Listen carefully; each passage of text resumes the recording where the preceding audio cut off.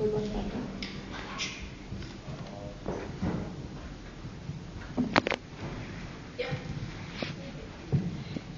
velkommen til X-Factor 2009.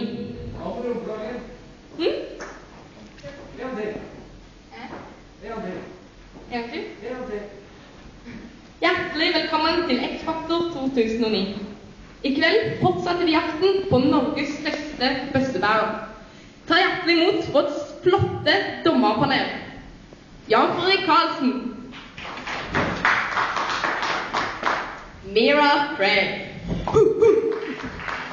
og ikke minst vår Norges beste makeupartist, Jan Thomas.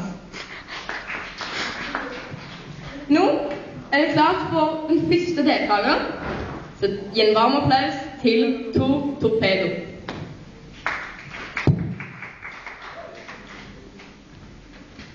Ja, jeg skal samle penger for Care, og hvis jeg ikke får de penger, så vet jeg hvor dere bor.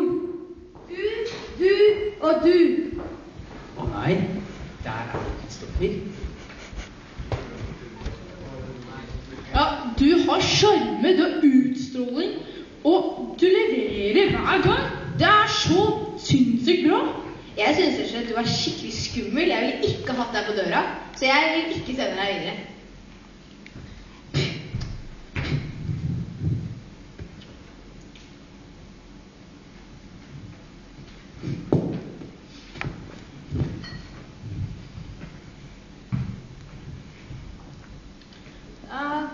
Ja, Fredrik.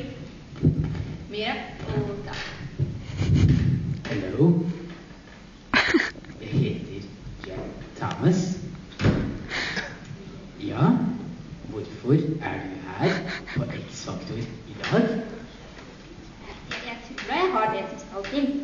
Det er den innstillingen jeg liker. Veldig bra, veldig bra. Ja, da kan du bare begynne. Men hvem er dere? Dommerne. Dommerne, ja. Da må jeg hilse. Ja, men vi har hilst opp. Bare vis meg greia di. Vise greia mi. I all verdens rike foran alle disse menneskene. Bare gjør det du har kommet for.